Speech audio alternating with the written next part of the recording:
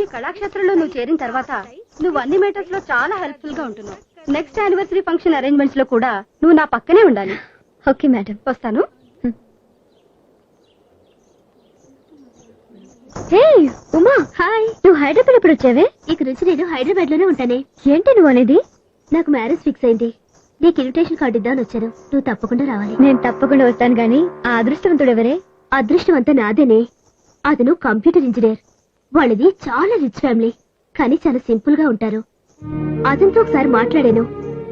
Foreign లో చదవచ్చినా కానీ అసలు ఫారిన్ అలవాట్లే లేవు. No smoking, no drinking, such a nice gentlemen. ఎలాంటి బ్యాడ్ హ్యాబిట్స్ లేవు.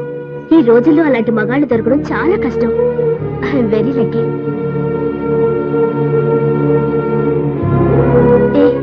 సారీ, ఏదేదో మాట్లాడేశాను. పర్లేదే, నీ మ్యారేజ్ కి నేను తప్పకుండా వస్తాను. తప్పకుండా రావాలి. ఉంటానే. ఓకే.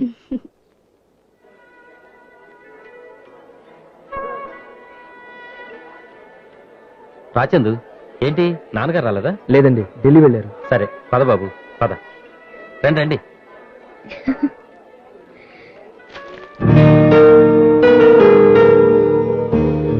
ఇప్పుడు వస్తాను. Thank you. ఈ లోపు కూల్ డ్రింక్స్ అన్నా తీసుకోండి. సరేనండి. అమ్మా గీత, ఏంటంటే వీళ్ళకి కూల్ డ్రింక్స్ పంపించమ్మా. సరే. ఈ అమ్మాయి ఏంటి ఇక్కడుంది? గీత ఊటీలో మా డాటర్ ఫ్రెండ్ అండి. ఫ్రెండా? ఇలాంటి వాళ్ళతో కూడా ఫ్రెండ్షిప్ చేస్తుందా మీ అమ్మాయి? ఏమిటండి మీరు అనేది? దీని గురించి మీకు తెలీదా?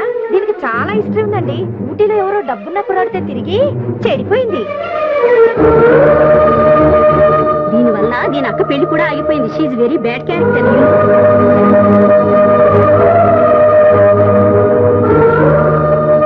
ఇలాంటి వాళ్ళతో స్నేహం చేసిందని తెలిస్తే మీ అమ్మాయి క్యారెక్టర్ గురించి కూడా డౌట్ పడతారు తెలుసా? అసలు దీన్ని పెళ్లికి ఎందుకు పిలిచారండి? పిలిస్తే మాత్రం వచ్చేయడమేనా? చిచ్చి, మర్యాద తక్కువ మనిషి.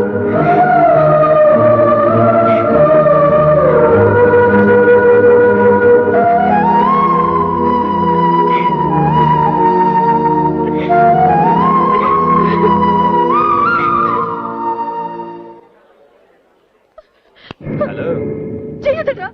వాళ్ళందరూ అన్న మాటలు నేను విన్నాను. ఈ నైట్ నాతో స్పెండ్ చేస్తావా?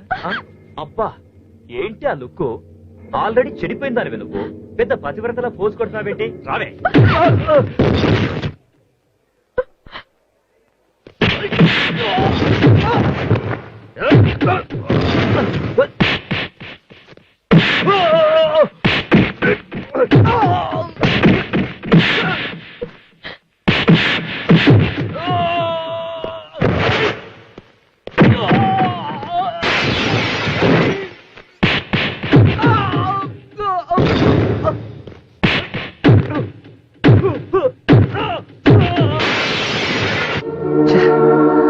తప్పు చేశాను రా, చాలా పెద్ద తప్పు చేశాను.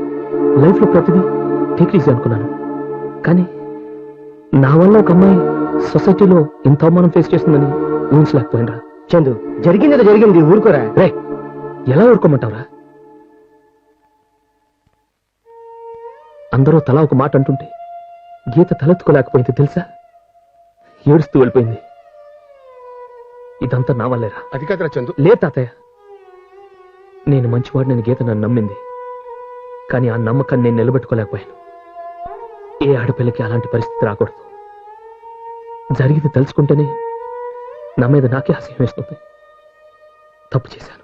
ఎప్పుడు నీ గురించి నువ్వే ఆలోచించాడు తప్ప ఈ రోజు నీ గురించి ఆలోచించుకోకుండా గీత గురించి ఆలోచిస్తున్నావంటే నిజంగా నీలో చాలా మార్పు వచ్చింది.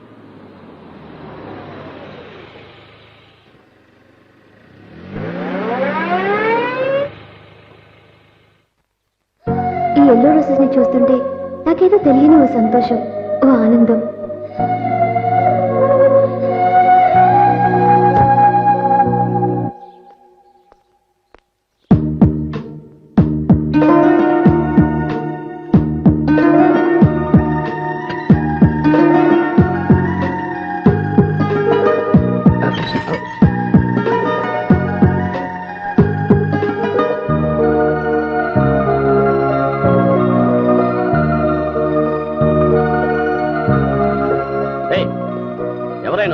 చూస్తుంటే పెద్దంటి కూరల్లో ఉన్నావు, గేట్ దూకొచ్చి పూల కొండి తీసుకెళ్ళిపోతున్నావు. పెట్టక్కడ.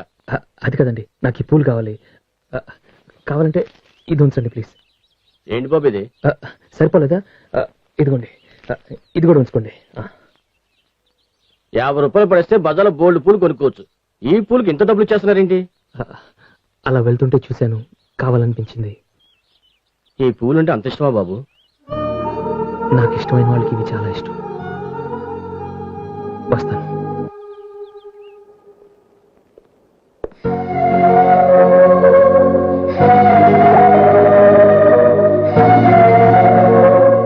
ఈ పూలంటే గీతకి చాలా ఇష్టం, తన కోసమే తెచ్చాను.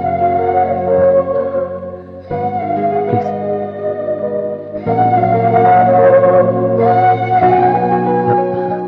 అబ్బే ఏం లేదండి, ఏదో గేట్ మీద నుంచి దిగితే చిన్న దెబ్బ అంతే, జస్ట్ అ స్మాల్ థింగ్ అంతే. ప్లీజ్ ఆ పూలు మాత్రం గీతకి ఇచ్చేసేయండి. She likes yellow flowers. Please వస్తాను.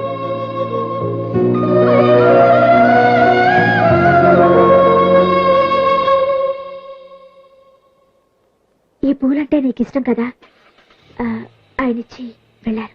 ఇదంతా ఒకప్పుడు, ఇప్పుడు కాదు.